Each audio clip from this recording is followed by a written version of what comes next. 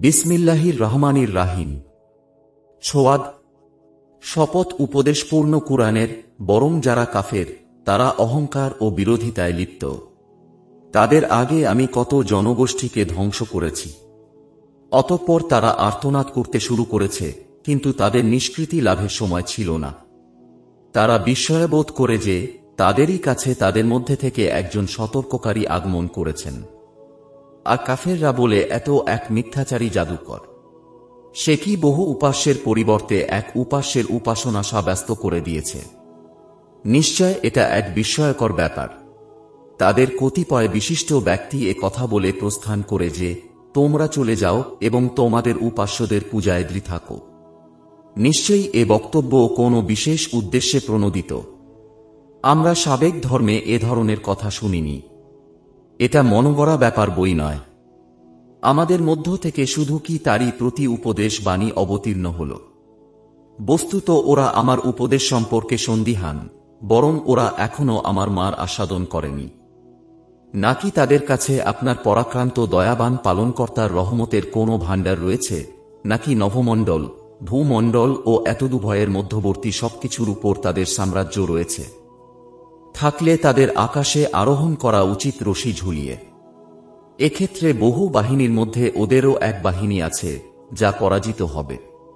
তাদের পূর্বেও মিথ্যারোপ করেছিল নুহের সম্প্রদায়, আদ কিলক বিশিষ্ট ফেরাউন, সামুদ, লুতের সম্প্রদায় ও আইকার লোকেরা। এরাই ছিল বহু বাহিনী। এদের প্রত্যেকেই পয়গম্বরগণের প্রতি মিথ্যারোপ করেছে। ফলে আমার আযাব প্রতিষ্ঠিত হয়েছে। কেবল একটি মহানাদের অপেক্ষা করছে, যাতে দম ফেলার অবকাশ থাকবে না। তারা বলে, হে আমাদের পরওয়ারদেগার, আমাদের প্রাপ্য অংশ হিসাব দিবসের আগেই দিয়ে দাও। তারা যা বলে তাতে আপনি সবর করুন এবং আমার শক্তিশালী বান্দা দাউদকে স্মরণ করুন। সে ছিল আমার প্রতি প্রত্যাবর্তনশীল। আমি পর্বতমালাকে তার অনুগামী করে দিয়েছিলাম, তারা সকাল সন্ধ্যায় তার সাথে পবিত্রতা ঘোষণা করত। আর পক্ষীকুলকেও, যারা তার কাছে সমবেত হতো। সবাই ছিল তাঁর প্রতি প্রত্যাবর্তনশীল। আমি তাঁর সাম্রাজ্যকে সুদৃঢ় করেছিলাম এবং তাঁকে দিয়েছিলাম প্রজ্ঞা ও ফয়সালাকারী বাগ্মিতা। আপনার কাছে দাবিদারদের বৃত্তান্ত পৌঁছেছে, যখন তারা প্রাচীর ডিঙ্গিয়ে এবাদতখানায় প্রবেশ করেছিল। যখন তারা দাউদের কাছে অনুপ্রবেশ করল, তখন সে সন্ত্রস্ত হয়ে পড়ল। তারা বলল, ভয় করবেন না, আমরা বিবদমান দুটি পক্ষ একে অপরের প্রতি বাড়াবাড়ি করেছি। অতএব আমাদের মধ্যে ন্যায় বিচার করুন, অবিচার করবেন না। আমাদেরকে সরল পথ প্রদর্শন করুন। সে আমার ভাই, সে ৯৯ দুম্বার মালিক আর আমি মালিক একটি মাদি দুম্বার। এরপরও সে বলে, এটিও আমাকে দিয়ে দাও। সে কথাবার্তায় আমার উপর বল প্রয়োগ করে। দাউদ বলল, সে তোমার দুম্বাটিকে নিজের দুম্বাগুলোর সাথে সংযুক্ত করার দাবি করে তোমার প্রতি অবিচার করেছে। শরীকদের অনেকেই একে অপরের প্রতি জুলুম করে থাকে। তবে তারা করে না যারা আল্লাহর প্রতি বিশ্বাসী ও সৎকর্ম সম্পাদনকারী। অবশ্য এমন লোকের সংখ্যা অল্প। দাউদের খেয়াল হল যে আমি তাকে পরীক্ষা করছি। অতঃপর সে তার পালনকর্তার কাছে ক্ষমা প্রার্থনা করল, সেজদায় লুটিয়ে পড়ল এবং তাঁর দিকে প্রত্যাবর্তন করল। আমি তার সে অপরাধ ক্ষমা করলাম। নিশ্চয় আমার কাছে তার জন্য রয়েছে উচ্চ মর্তবা ও সুন্দর আবাসস্থল। হে দাউদ, আমি তোমাকে পৃথিবীতে প্রতিনিধি করেছি, অতএব তুমি মানুষের মাঝে ন্যায়সঙ্গতভাবে রাজত্ব করো এবং খেয়াল খুশির অনুসরণ করো না। তা তোমাকে আল্লাহর পথ থেকে বিচ্যুত করে দেবে। নিশ্চয় যারা আল্লাহর পথ থেকে বিচ্যুত হয় তাদের জন্য রয়েছে কঠোর শাস্তি, এ কারণে যে তারা হিসাব দিবসকে ভুলে যায়। আমি আসমান জমিন ও এতদুভয়ের মধ্যবর্তী কোনো কিছু অযথা সৃষ্টি করিনি। এটা কাফেরদের ধারণা। অতএব কাফেরদের জন্য রয়েছে দুরর্ভোগ, অর্থাৎ জাহান্নাম।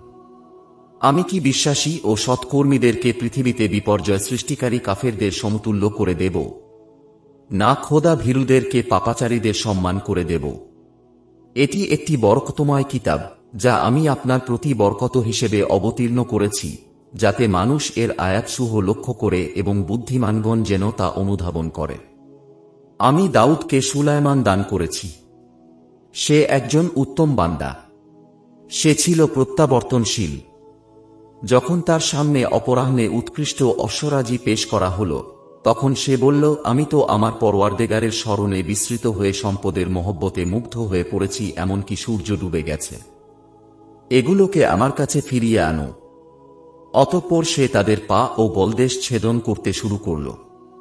আমি সুলাইমানকে পরীক্ষা করলাম এবং রেখে দিলাম তার সিংহাসনের উপর একটি নিষ্প্রাণ দেহ। অতঃপর সে রুজু হল। সুলাইমান বলল, হে আমার পালনকর্তা, আমাকে মাফ করুন এবং আমাকে এমন সাম্রাজ্য দান করুন যা আমার পরে আর কেউ পেতে পারবে না। নিশ্চয় আপনি মহাদাতা। তখন আমি বাতাসকে তার অনুগত করে দিলাম, যা তার হুকুমে অবাধে প্রবাহিত হতো যেখানে সে পৌঁছাতে চাইত।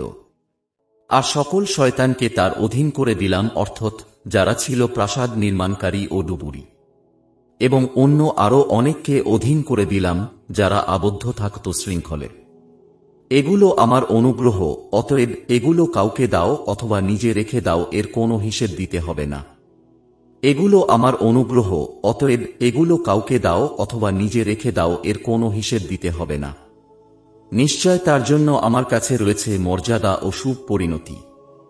স্মরণ করুন আমার বান্দা আইয়ুবের কথা, যখন সে তার পালনকর্তাকে আহ্বান করে বলল, শয়তান আমাকে যন্ত্রণা ও কষ্ট পৌঁছিয়েছে। তুমি তোমার পা দিয়ে ভূমিতে আঘাত করো। ঝরনা নির্গত হল গোসল করার জন্য, শীতল ও পান করার জন্য। আমি তাকে দিলাম তার পরিজনবর্গ ও তাদের মতো আরও অনেক আমার পক্ষ থেকে রহমত স্বরূপ এবং বুদ্ধিমানদের জন্য উপদেশ স্বরূপ। তুমি তোমার হাতে এক মুঠো তৃণশলা নাও, তদ্বারা আঘাত করো এবং শপথ ভঙ্গ করো না। আমি তাকে পেলাম সবরকারী। চমৎকার বান্দা সে। নিশ্চয় সে ছিল প্রত্যাবর্তনশীল। স্মরণ করুন হাত ও চোখের অধিকারী আমার বান্দা ইব্রাহিম, ইসহাক ও ইয়াকুবের কথা।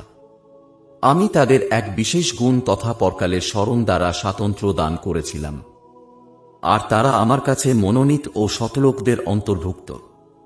স্মরণ করুন ইসমাইল, আল ইয়াসা ও জুলকিফলের কথা। তারা প্রত্যেকেই গুণীজন। এ এক মহৎ আলোচনা। খোদা ভীরুদের জন্য রয়েছে উত্তম ঠিকানা। সেখানে তারা হেলান দিয়ে বসবে। তারা সেখানে চাইবে অনেক ফল মূল ও পানীয়। তাদের কাছে থাকবে আন্তনয়না সমবয়স্কা রমণীগণ। তোমাদেরকে এরই প্রতিশ্রুতি দেয়া হচ্ছে বিচার দিবসের জন্য। এটা আমার দেয়া রিজিক, যা শেষ হবে না। এটা তো শুনলে, এখন দুষ্টদের জন্য রয়েছে নিকৃষ্ট ঠিকানা তথা জাহান্নাম। তারা সেখানে প্রবেশ করবে। অতএব কত নিকৃষ্ট সেই আবাসস্থল। এটা উত্তপ্ত পানি ও পুজ, অতএব তারা একে আস্বাদন করুক।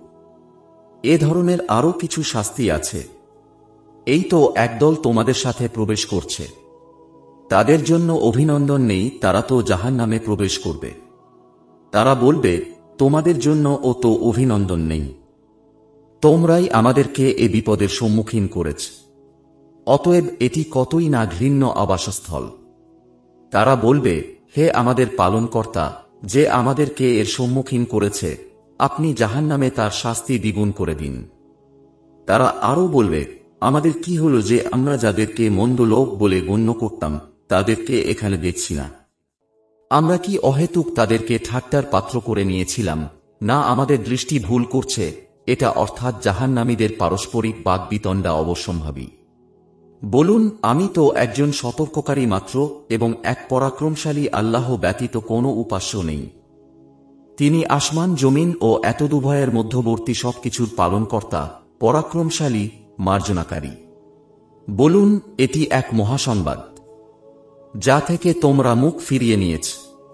ঊর্ধ্ব জগৎ সম্পর্কে আমার কোনো জ্ঞান ছিল না যখন ফেরেশতারা কথাবার্তা বলছিল।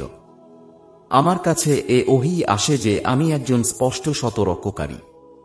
যখন আপনার পালনকর্তা ফেরেশতাগণকে বললেন, আমি মাটির মানুষ সৃষ্টি করব, যখন আমি তাকে সুষম করব এবং তাতে আমার রূহ ফুঁকে দেব, তখন তোমরা তার সম্মুখে সেজদায় নত হয়ে যেও।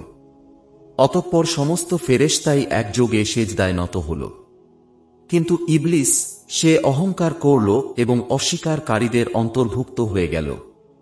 আল্লাহ বললেন, হে ইবলিস, আমি স্বহস্তে যাকে সৃষ্টি করেছি তার সম্মুখে সেজদা করতে তোমাকে কিসে বাধা দিল? তুমি অহংকার করলে না তুমি তার চেয়ে উচ্চ মর্যাদা সম্পন্ন? সে বলল, আমি তার চেয়ে উত্তম। আপনি আমাকে আগুনের দ্বারা সৃষ্টি করেছেন আর তাকে সৃষ্টি করেছেন মাটির দ্বারা। আল্লাহ বললেন, বের হয়ে যা এখান থেকে, কারণ তুই অভিশপ্ত। তোর প্রতি আমার এ অভিশাপ বিচার দিবস পর্যন্ত স্থায়ী হবে। সে বলল, হে আমার পালনকর্তা, আপনি আমাকে পুনরুত্থান দিবস পর্যন্ত অবকাশ দিন। আল্লাহ বললেন, তোকে অবকাশ দেয়া হল, সে সময়ের দিন পর্যন্ত যা জানা। সে বলল, আপনার ইজ্জতের কসম, আমি অবশ্যই তাদের সবাইকে বিপদগামী করে দেব, তবে তাদের মধ্যে যারা আপনার খাঁটি বান্দা তাদেরকে ছাড়া। আল্লাহ বললেন, তাই ঠিক, আর আমি সত্য বলছি। তোর দ্বারা আর তাদের মধ্যে যারা তোর অনুসরণ করবে তাদের দ্বারা আমি জাহান্নাম পূর্ণ করব। বলুন, আমি তোমাদের কাছে কোনো প্রতিদান চাই না, আর আমি লৌকিকতাকারীও নই। এটা তো বিশ্ববাসীর জন্য এক উপদেশ মাত্র। তোমরা কিছু কাল পরে এর সংবাদ অবশ্যই জানতে পারবে।